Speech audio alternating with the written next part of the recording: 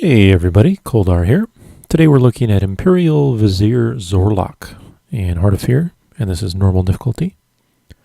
So, as you begin the fight, you can stand right underneath the boss, and he won't attack you. But once you engage him, he will pick one of the three platforms to either side or behind him to move to randomly. It seems pretty random. And the entire room below the platforms will fill up with pheromones of zeal, which basically does damage if you stand in it and silences you. So you got to get out quickly and move to the platform that he's on. Every tick that goes past that you are not engaged with him, that someone is not in melee range of him, he will deal pretty heavy physical damage to the raid. So you need to make sure you get there quickly and get him, engaged right away. So that said, each platform has its own special ability that you have to deal with only on that platform until the very end of the fight. But before I get into those, I'll talk about sort of the overall abilities that you'll always have. So in addition to the ground filling up and the platform changing, you have to deal with inhale and exhale. So about every 20 seconds, Vizier will cast inhale, which increases his damage of his exhale ability by 50% per stack. And this can just keep stacking up. When he exhales, he will cast on a random raid member. It does not seem to prefer anyone in particular. Even melee DPS seem to be viable targets. And he does this around every 30 to 35 seconds. When he uses exhale, he does heavy physical damage very rapidly to that player. The ticks are about every 0.4 to 0.5 seconds apart. And that player will have a beam between the boss and them to signify who it's on. However, if any other player stands in that beam, they take over the exhale damage and it transfers to them. That said, the tank can actually stand in the beam, so you only see him move over there, and absorb most of this damage just by standing in it. So you need to always have your tank quickly move to that exhale beam and soak it up. I should mention this is a one tank fight. There's no mechanic that requires two tanks. And we are using two healers here, but you could do three if you wanted. So anyway, exhale does heavy physical damage. And when you have 3 or more stacks of inhale, when he uses exhale, he will automatically get rid of his inhale stacks. So they'll reset and he'll start stacking them again. But a 3-stack inhale induced exhale, I feel like I'm saying tongue twisters, the physical damage is around 100,000 every 0.5 seconds on the target. So on a very weak physical mitigator, like a caster, mage or something, you're talking about, upwards of 200,000 damage per second on them. It's just insane. So your tank needs to be really on the ball with absorbing that. So there's a couple ways you can do this, and we didn't really do it in this video as a group, but the other healer and I found that you can basically stand behind the tank, and if you happen to get targeted by exhale, the tank's automatically going to be in front of you and break the beam immediately. And there does not seem to be any AE effect that prevents the raid from stacking. So if you're having trouble with that beam, I see no reason not to have your entire raid stack up behind the tank for pretty much the entire fight. And you can just instantly absorb that. Okay, anyway, so that's inhale, exhale. That's on every part of the fight. You always have to deal with it. And now let's go ahead and go through the platforms themselves, and we'll talk about the unique abilities that you see on each of them. So we'll go ahead and start with the left platform, which is sort of, well, they're not very cardinal directions, but it's northeast in this case. So this platform is attenuation. That's the ability he gains. And when he uses attenuation, he will cast a swirling series of sound wave discs or rings, very similar to the Atramedes fight in Blackwing Descent. Here he's doing it right now. So you can see that they sort of go in this swirl pattern. And because of that, at least for me, I found it much easier than anything else to simply follow that opening pattern of the swirl and just rotate around in the direction that the swirl is turning. So you can see you just kind of go through those two paths and circle around him.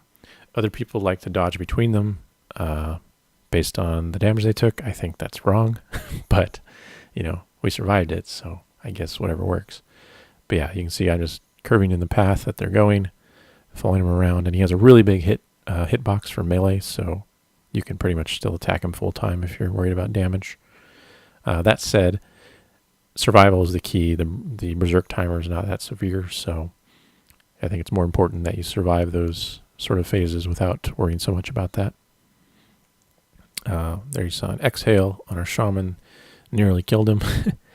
So, and then at 80%, he phases to the next platform, whatever it happens to be. So in this case, we're getting the right platform, or southwest. The special ability on this platform is Force and Verve. So when he casts this, he will channel for 10 seconds, dealing insanely high physical damage to everyone in the raid. To help you mitigate this damage, he will spawn 3 of these geodesic domes you see here around the room. There are always 3 of them, and one of them is always right under him in melee range.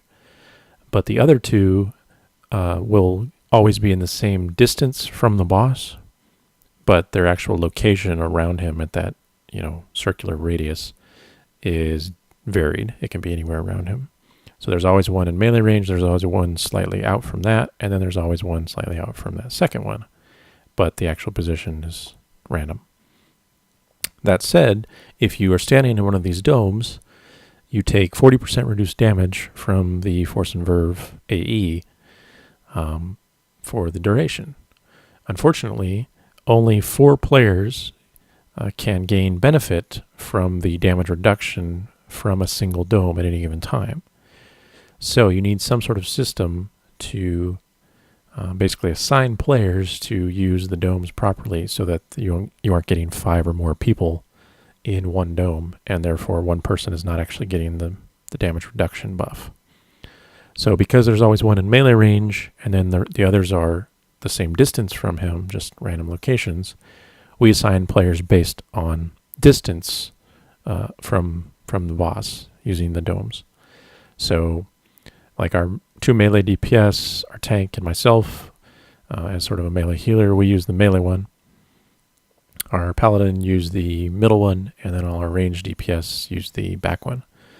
Obviously, there's unfortunately 9 people in this raid because there was server issues with the login server, so that's why we're short 1 person. But essentially, that same system applies with 10 people, obviously. So just figure out some sort of setup where you have 4 people in 1 and 3 and 3, or 4, 4 and 2, and then you'll be good to go. That said, the damage is insane on that effect. We are using 2 healers, so obviously adding a 3rd would be beneficial to getting through that.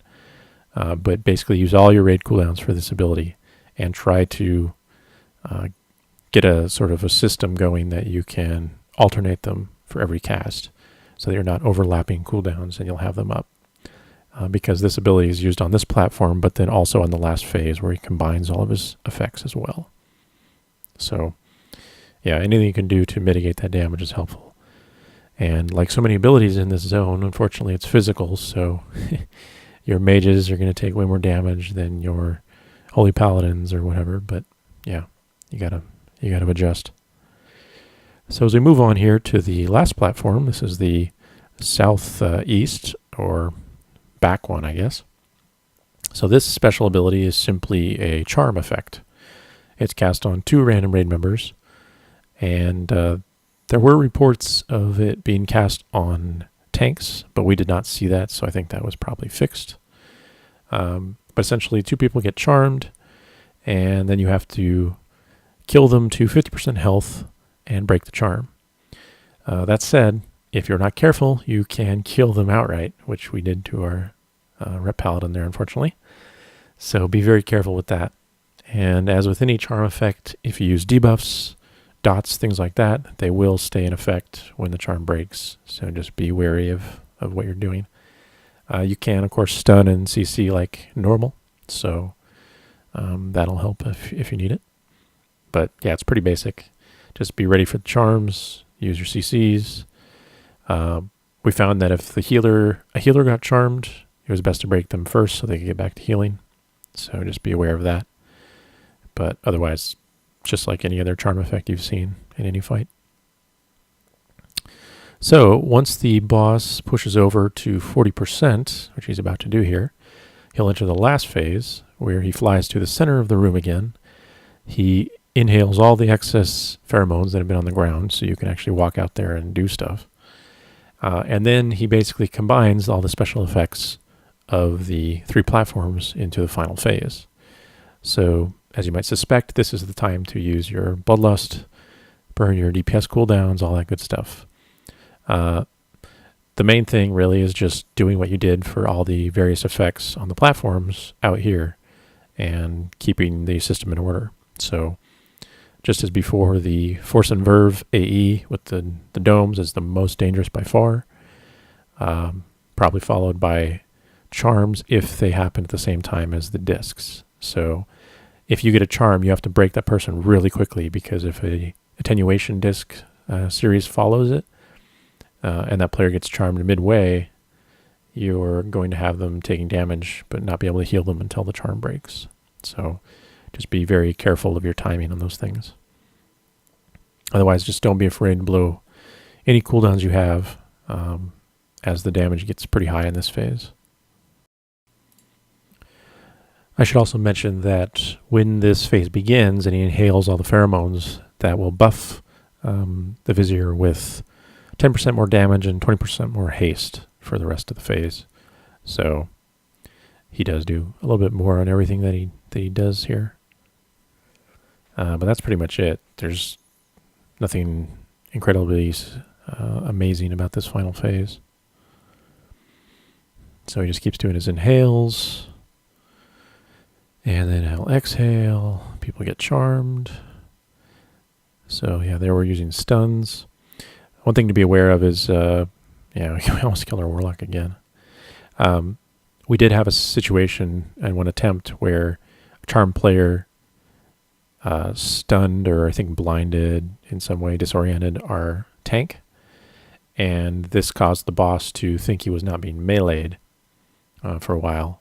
And so he started channeling the AE when the song that indicates that no one's attacking him in melee. So sort of buggy in a sense, because we have 2 other melee DPS plus many people in melee range. So I'm not sure why that happened exactly, but just be advised that if your tank gets CC'd, someone should probably taunt, or at least just yell out that there's going to be a lot of damage right then. Yeah, this is pretty hectic. You can see that the Force and Verve damage is just crazy. We're doing our best to mitigate it. And I think we survived. Oh yeah, barely. Jeez. So obviously this is a little bit harder than it would normally be, because we're down 1 person. So could have been either a healer or another DPS to finish things off faster, but had to raid on our new raid night. So there's an exhale, and oh yeah, bop. Obviously that's really strong for all these physical effects, so keep that in mind. And that's about it. There's not much to talk about. And mechanically, it's a pretty simple fight, all in all. And it makes sense for the first encounter, of course. So just do your best to get used to the special abilities, dealing with Attenuate, Force and Verve, especially. Charm probably is the easiest one. And then just practice those platform phases until you push them to the last part here. And then just kind of try to burn them down as best you can. So that's Imperial Vizier. Good luck, and thanks for watching.